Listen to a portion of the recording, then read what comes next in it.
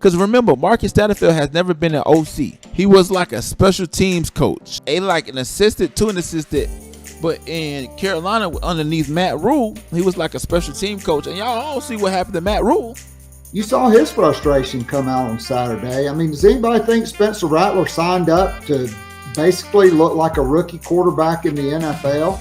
No, he came here because he was told we're going to be in this great offense and we got all these weapons and we're going to be throwing it and running it, and you're not. 8 games into the 2022 season, South Carolina football doesn't have an offensive identity. I just think Matt Rule and the Huskers need to figure out who they are as a team, what their identity is as a team, who the heck are they on offense, and even just within the run game when we do run the football. The only deep throws have been on scramble plays by Spencer Rattler. I will say this, you know what was working? Quarterback runs, and a lot of it was on scrambles. Every pass is vertical, horizontal to the line of scrimmage. We've got to block better on the perimeter if we're going to run so many freaking screens as Satterfield likes to run, but I digress. I really don't get the constant screenplay. Yes, I do. I get the constant screenplays. The constant screenplays is because they're fairly easy to execute, but they're always blown up.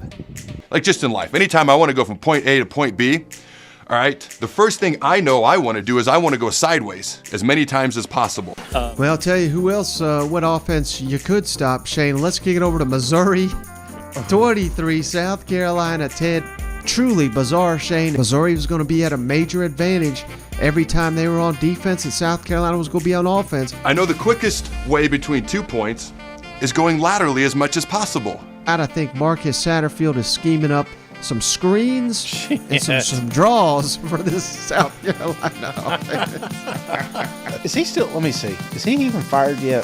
Dylan Raiola completed 21 passes, 8 of them, 38% of them, nearly 40% of his passes went for no gain or a loss. What didn't we do as opposed to what did we do? Loaded question, but how much better do you have to get in this screen game? I'll be very humble when I say this.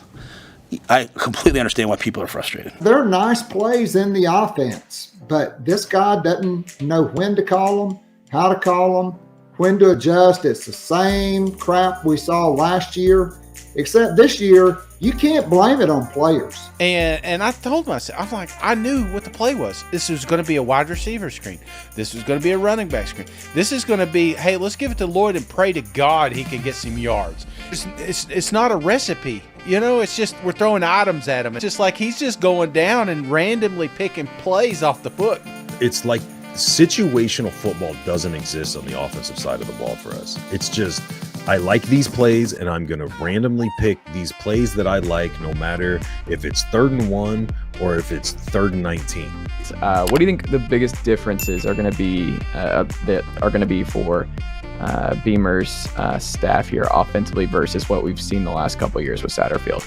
Well, one thing I don't think you'll see Shane Beamer ever do again is allow his offense to become too complicated. Credit to Missouri, they gave us tough looks all night long. Yeah, they had their looks that we haven't seen, and it was tough to get the drop back pass game going. We really didn't. I don't feel like we had a good idea of knowing what to do. The biggest thing was they simplified everything. And they reduced their personnel packages down from 21 to 7. Drastically reduced the number of plays that Marcus Satterfield had to pick from on the sideline on game day. And the players responded, and they knew what they were doing really for the first time. I'll say this too: if I felt like changing the role of a coach on our staff, offense, defense, or special teams was the right thing to do right now, I would. Everybody wants their head coach to fire everybody. Like, has that worked out here? Where's that worked out? And right now, the best thing for us is to go win football games here down the stretch. We want the whole offense to start over again with a whole new language next year. As bad as it looked the other night, and I get it, it was bad. I see a lot of plays out there to be made as well. And every week you look back at why we didn't get that done in that situation. There's some kids that feel really bad on our team because they see the heat that Sat's taking or I'm taking or whoever, and they know that they had a missed assignment. If they had blocked the man-to-man defender, the ball would have gone for about 50. But it didn't seem like a good sign to me when Satterfield was hired here, and here in South Carolina fans were kind of celebrating that he was coming here. Marcus Satterfield is in charge of the offense. And if we end up at the bottom of the SEC for the second year in a row, if our offense don't improve, let him go.